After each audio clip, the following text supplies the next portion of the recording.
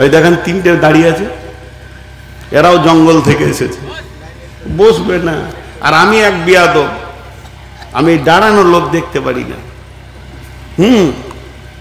জায়গা নাই, কমিটি জায়গা দিতে পারেনি, সংকীর্ণ জায়গা, চাপ, কি করবে? তখন এখানে দাঁড়িয়ে থাকলেও শুনতে ভালো লাগবে।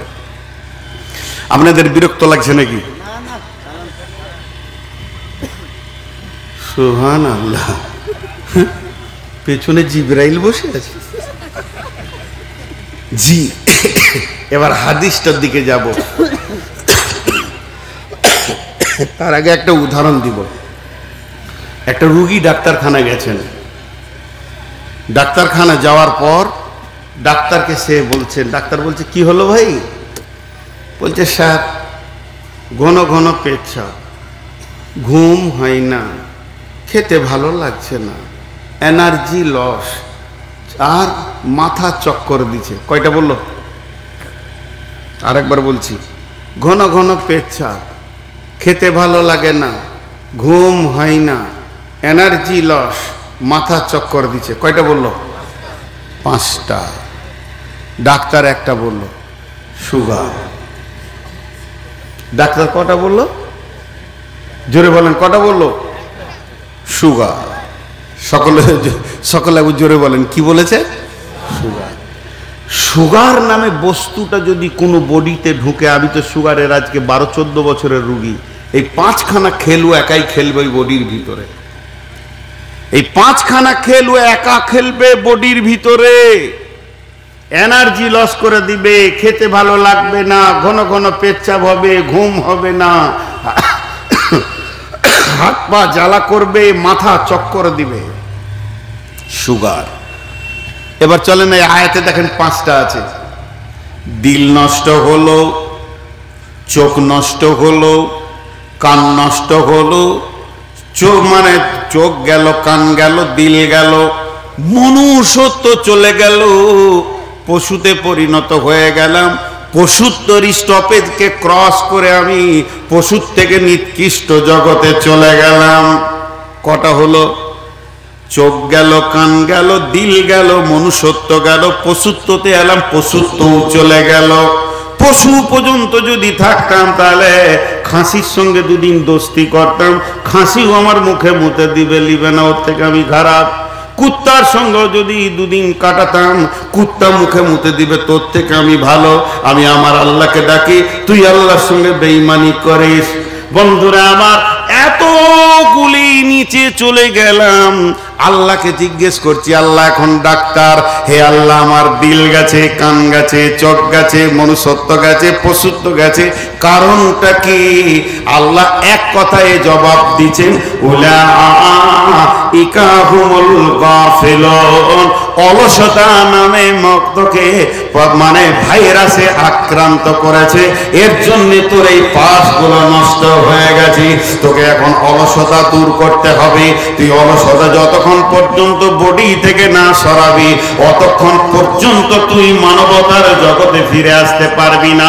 পৃথিবীর বুকে কোনো মেডিসিন নাই, কোনো ইনজেকশন নাই, কোনো ট্যাবলেট নাই, কোনো সিলাইন নাই, কোনো আর কিছু নাই, কোনো মেশিন নাই, মানুষের বডি থেকে অলসতা দূর করে দেয়। আর একবার বলছি, কোনো ট্যাবলেট নাই, কোনো ভিটামিন নাই, কোনো ইনজেকশন নাই, কোনো সিলাইন নাই যে মানুষের বডিতে পুশ করলে অলসতা দূর হয়ে যাবে। শুধু একমাত্র একটাই ওষুধ আছে যেটা অলসতা দূর করার জন্য আল্লাহ দিয়েছেন, তার নামই হচ্ছে সালাত। 5 ওয়াক্তের নামাজ যদি ঠিক ঠিক টাইমে কেউ পড়তে পারে, ওর কাছে অলসতা হার মেনে যাবে, অলসতা দূর হয়ে যাবে।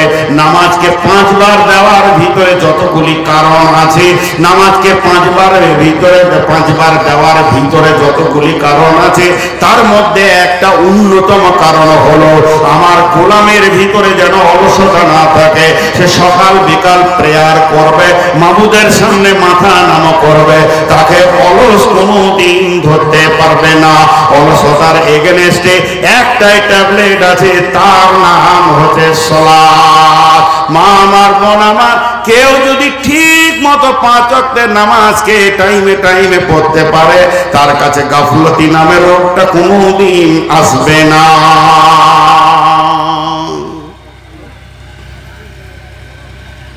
জি ভাই, এতটি লোক বসে আছেন, বাড়ি যাবেন না? কথা বলে না? বাড়ি থেকে ফোন আসছে না? হাগো কোথায় আছো গো? জালসা শুনছি, আর বাড়ি শুনতে এরকম কোনো খবর আসছে না? হাই আল্লাহ। এখন হাদিসটা আপনাদের সামনে পড়ব।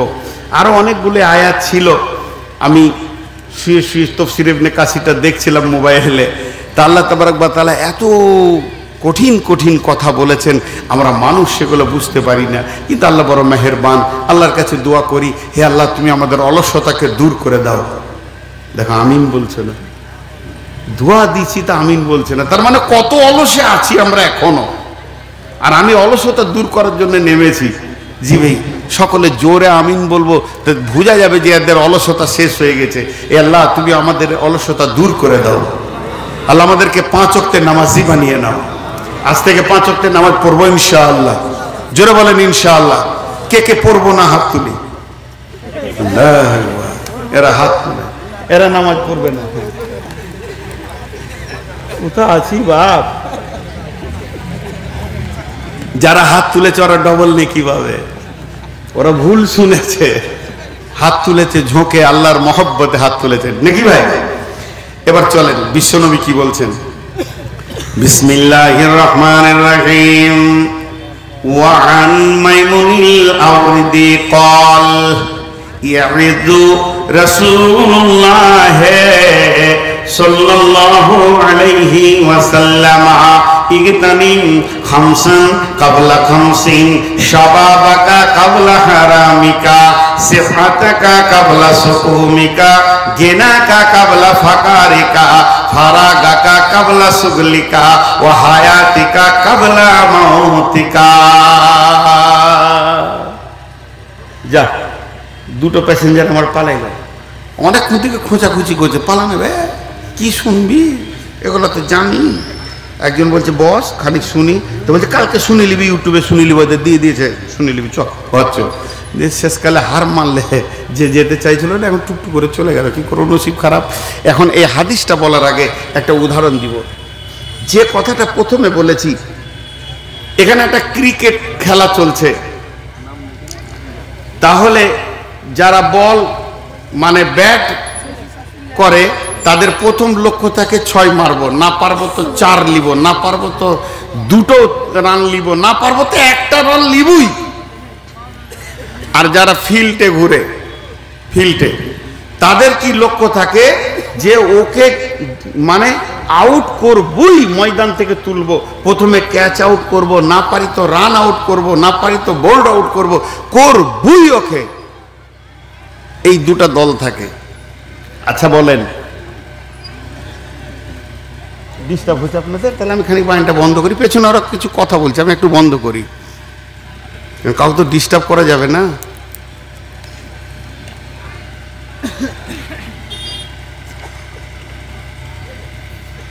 তো এইটা হলো লক্ষ্য। আপনারা খালি একবার একটু ছোট্ট করে উত্তরটা দিবেন। যারা ফিল্ডে আছে, এখানে 10টা ছেলে ছড়িয়ে আছে বলটা ধরার জন্য, এরা যদি গাফেল হয়, অন্যমনস্ক হয়, ক্যাচ ধরতে পারবে? জোরে বলেন পারবে? ওর পাশেই বলটা পড়বে, কিন্তু চান্স হারিয়ে দিবে। নবীজি বলছেন, উম্মত রে, ও মা আমার, বোন আমার, বেটি আমার, আপনারা একটু ধ্যান দেন। আমার সামনে পুরুষেরা মানে মনোযোগ দিয়ে শুনছে, আমি দেখছি, আপনাদের দেখতে পেছি না, তাই বললাম একটু ধ্যান দেন। বিশ্বনবী বলছেন, উম্মত রে, অলসতাকে দূর করো, গাফলতিকে দূর করো। তুমি যতদিন পৃথিবীতে বেঁচে থাকবে, আল্লাহ তোমাকে 5টা জিনিস একবার দেবে, 2 বার সেটা দেবে না। তোমাকে ফার্স্ট চান্সই কাজে লাগাতে হবে, সেকেন্ড চান্স বলে তুমি কিছুই পাবে না। যদি তোমার ফার্স্ট চান্সে হাতছাড়া হয়ে যায়, প্রত্যেকটা জিনিসের এগেনস্টে আর একটা জিনিস আছে, যখন ওইটা চলে যাবে আর একটা চলে আসবে, আর এইটা যখন তোমার কাছে চলে আসবে, এক নম্বরটা চলে গেলে দুই নম্বরটা চলে আসবে, আর যখন দুই নম্বরটা তুমি দেখতে পাবে তখন তুমি জেনে নাও তোমার কাছ থেকে এক নম্বরটা চলে গেছে। এরপরে যদি তুমি আল্লাহর কাছে দরখাস্ত নিয়ে মাথা ঠুকে কেঁদে কেঁদে মসজিদকে খাল করে দাও আর চোখের পানিতে যদি নহর বইয়ে দাও, তুমি দ্বিতীয় চান্স আর পাবে না। মা বোন, পাঁচটা জিনিস জীবনে একবার পাবেন। একটা কথা বলি, এই স্ট্যান্ডটা আমি বলছি লোহা, কমিটি বলছে লোহা, ইমাম সাহেব বলছে লোহা, মজ্জেন বলছে লোহা, মাস্টার সেক্রেটারি বলছে লোহা, ক্যাশিয়ার বলছে লোহা, আর আপনার কিনা হেড মাওলানা বলছে লোহা, সবাই বললাম লোহা, আর বিশ্ব নবী বলছেন এটা সোনা। কোনটা ঠিক? জোরে বলেন। নবীজি যেটা বলেছেন ওটাই ঠিক, আপনার আমার বুঝে আসুক আর না আসুক ওইটাই ঠিক। তাহলে নবীজির শব্দটা দেখেন মুখের, ইগতানিম, ইগতানিম, মা আমার, বোন আমার, বেটি আমার, ইগতানিম। ইগতানিম মানে গানিমত মনে করো, নিয়ামত মনে করো, সব থেকে দামি মূল্যবান জিনিসকে ইগতানিম বলা হয়, গানিমত বলা হয়, কদরদানি জিনিস বলা হয়। তোমরা এটা মনে করবে আমি নবী মুহাম্মদ সাল্লাল্লাহু আলাইহি সাল্লাম বলছি ইগতানিম খামসান, পাঁচটা জিনিসকে নিয়ামত মনে করো, কাবলা খামসিন, পাঁচটা জিনিস আসার আগে। এক নম্বর হলো শাবাবাকা কাবলা হারামিকা, জওয়ানিকে নিয়ামত মনে করো বার্ধক্যের আগে।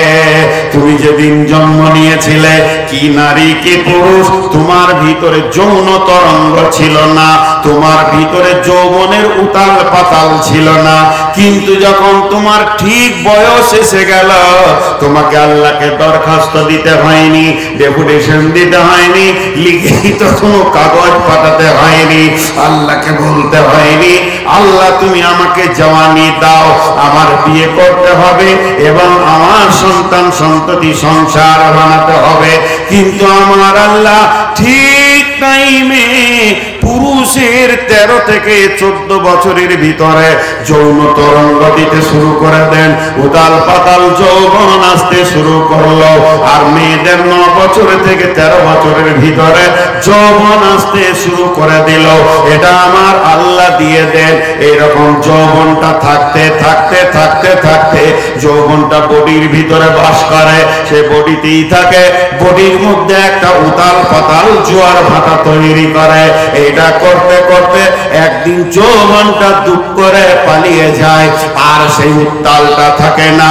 আল্লাহ তখন ওই লোকটাকে তার গর্দন ধরে জওয়ানের ঘর থেকে বের করে বার্ধক্যের প্যান্ডেলে ভরে দেয়, বার্ধক্যের ঘরে ভরে দেয়। তখন যদি লোকটা মাথা ঠুকে কাঁদে, আল্লাহ তুমি একবার 18 বছর 16 বছরের জওয়ান বানিয়ে দাও, আর তুমি দ্বিতীয় চান্স পাবে না। বিশ্ব নবী বলছেন এই জওয়ানিটা হচ্ছে নিয়ামত, এই জওয়ানিটা হচ্ছে সব থেকে দামি জিনিস। তুমি খেয়াল করে রাখবে, তুমি হুঁশ করে থাকবে, অলসতায় জওয়ানিটাকে পার করে দিও না, ঠিক ঠিক ঠিক ঠিক কাজে লাগিয়ে নেবে, কারণ জওয়ানি একবার আসবে আর দ্বিতীয়বার আসবে না।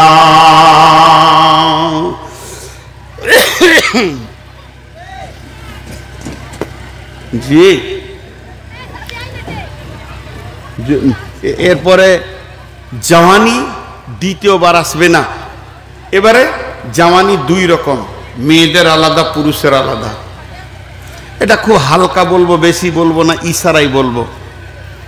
জওয়ানি দুই রকম, মেয়েদের জওয়ানি আলাদা, পুরুষের জওয়ানি আলাদা। আগুন, আগুনের খাবার দুইটা। পেট্রোল হচ্ছে আগুনের খাবার, আর কয়লা আগুনের খাবার। আপনারা আমার কথা বুঝছেন কিনা? পেট্রোল আগুনের খাবার, কয়লাও আগুনের খাবার, কিন্তু পেট্রোলকে দেখলে আগুন দপ করে ধরে নেয়, যত তাড়াতাড়ি ধরে অত তাড়াতাড়ি ছেড়ে দেয়। আর কয়লাকে ধরার জন্য আগুনকে পাখা করতে হয়, ধর ধর ধর ধর করে ওকে পাখা করে যদি একবার ধরে নেয় তো লম্বা টাইম চলতে থাকে, ও আর চট করে ছাড়ে না। বুঝে এলো? জোরে বলেন বুঝে এলো? তাহলে দুটো যৌবনের নাম কি দেবেন? একটার নাম চাপা, একটার নাম উগ্র। একটার নাম চাপা আর একটা নাম উগ্র। পুরুষের যৌবন হলো উগ্র পেট্রোলের মতো, আর মেয়েদের যৌবন হলো চাপা কয়লার মতো। পুরুষ যখনই স্ত্রী দেখবে, মহিলা দেখবে, সঙ্গে সঙ্গে সৈন্যের মতো রেডি হয়ে যাবে। যত তাড়াতাড়ি রেডি হবে তত তাড়াতাড়ি যৌবন জগৎ থেকে বেরিয়ে চলে আসতে পারবে। কিন্তু মেয়েদেরকে যৌন চেতনা দিতে গেলে সময় লাগে। যত সময় লাগুক না কেন, একবার চেতনা আসলেও সেটা আস্তে আস্তে মিটাতে সময় লাগে। আল্লাহ তাবারাক ওয়া তাআলা দুইজনকে দুই রকম যৌবন দিলেন। এবার মেয়েদেরকে আগে বলি, ওরে আমার বেটি, আপনারা আমার দিকে একটু ধ্যান দেন, আমার কথার দিকে। আল্লাহ তাবারাক ওয়া তাআলা মেয়েদেরকে চাপা যৌবন কেন দিলেন? মেয়ে পুরুষের মতোই উগ্র দিতে পারত, কিন্তু তিনি চাপা দিয়েছেন। এর ভিতরে লম্বা কারণ রয়েছে। চাপা যৌবনের জন্য দিয়েছে। মা আমার, বোন আমার, আপনাদের ডিউটিটা ভালো করে দেখলেন। বিসমিল্লাহির রহমানির রহিম। ফাসসালিহাতুন কানিতাতুন হাফিজাতুন লিল গায়বি বিমা হাফিজাল্লাহ। মা আমার, বোন আমার, আল্লাহ তাবারাক ওয়া তাআলা বলছেন তোমরা সালেহা হয়ে যাও, নামাজি পরেজগার হয়ে যাও, পর্দায় रहने वाली হয়ে যাও, স্বামীর খিদমত করনে वाली হয়ে যাও, অল্পে সন্তুষ্টি করনে वाली হয়ে যাও। স্বামী যেমন ইনকাম এনে দেবে ওই ইনকামের উপরে তুমি সন্তুষ্ট হয়ে যাও। আর কি করো? তুমি তোমার বডির হিফাজত করো। তুমি পর্দার ভিতরে থাকবে, স্বামীর মালের হিফাজত করবে, স্বামীর টাকা পয়সা সোনা দানার হিফাজত করবে। স্বামীর মাল বলতে স্বামী যেটা তোমার পেটে পৌঁছে দিয়েছে জয় হতে, ওটাও স্বামীর মাল, অর্থাৎ বাচ্চার হিফাজত করবে। তুমি ট্যাবলেট খেয়ে নষ্ট করবে না। 3 নম্বরে মাথা থেকে পা পর্যন্ত তোমাকে মহারানা দিয়ে নিয়ে এসেছে, তোমার বডিটাও স্বামীর সম্পদ, অতএব এগুলি তুমি হিফাজত করবে। আল্লাহ তাবারাক ওয়া তাআলা এরই জন্য মেয়েদেরকে চাপা যৌবন দিল, যে এরা দীর্ঘ সময় এটাকে ধৈর্য ধরে নিতে পারবে। স্বামী চলে গেছে চেন্নাই, স্বামী চলে গেছে কেরলে, স্বামী চলে গেছে দুবাই, স্বামী চলে গেছে সৌদিতে রুজি তল্লাশের জন্য, ইনকামের জন্য। তুমি তোমার যৌবনকে আমি ধীর করে দিয়েছি, তুমি ওগুলোকে ঢেকে ঢুকে রেখে দিবে। খবরদার তুমি তোমার বদ আচরণ মানুষের কাছে তুলে ধরবে না। তাহলে ওই মেয়েদেরকে যদি পুরুষের যৌবনটা দিয়ে দেওয়া হতো, একটাও মেয়ে পর্দায় থাকতে পারতো না, তারা শরীরে কাপড় রাখতে পারতো না, পাগলের মতো মাঠে মাঠে ঘুরে বেড়াতো। এর জন্য আল্লাহ তাবারাক ওয়া তাআলা ওদেরকে বাড়ির ভিতর আবদ্ধতার জন্য ওদের যৌবনকে আল্লাহ চাপা করে দিয়েছেন। পুরুষকে কেন উগ্র যৌবন দিয়েছে? পুরুষ হলো সৈন্যের জাত, পুরুষ হলো ইনকামের মেশিন। একে জিহাদের ময়দানে দাঁড়াতে হবে, আবার একে সংসার চালাতে হবে। ইনকামের দায়িত্ব হচ্ছে পুরুষের ওপরে। তবে পুরুষকে যদি চাপা যৌবন দিয়ে দিত, ওই রাত 12টায় বিছানায় ঢুকলে বেলা 12টা পর্যন্ত উঠতো না, বিবিকে নিয়ে পড়ে থাকতো, উঠার নাম হতো না। তাহলে পুরুষ যদি এত শিথিল হয়ে যায়, দোকান চলবে কি করে, ফ্যাক্টরি চলবে কি করে, ড্রাইভারি করবে কি করে, দেশ বিদেশ সফর করবে কি করে? এর জন্য আল্লাহ তাবারাক ওয়া তাআলা পুরুষকে দিয়েছে ক্ষণিকের যৌবন। তুমি বিবির কাছে যাও, কাজটা চট করে ছেড়ে নিয়ে আবার তুমি মার্কেটে বের হয়ে যাও। তোমাকে ব্যবসা বাণিজ্য, দোকান, ড্রাইভিং সমস্ত দিক সামালতে হবে এবং আল্লাহর কালাম পাকের হিফাজত করতে হবে। অতএব তোমার ভিতরে উগ্রমুখী যৌবন এই জন্য দিয়েছি, তোমার জন্য অনেক কাজ যেন রাস্তায় পড়ে রয়েছে। একটা মজার কথা শুনি, ধরেন একটা উদাহরণ দিচ্ছি, ওটা ছেলে মানুষ, আমার ছেলের বয়সেই ধরতে পারেন বা ছোট ভাইয়ের বয়সে, কোনো একটা ত্রুটি করেছে, আমি খুব রেগে গেছি, মারবো তোকে, মুখ ভেঙে দিব, আমি রেগে গেছি। তো সমাজ এসে প্রথমে কি বলবে, মৌলবি মানুষ এতখানে রাগ ছিল।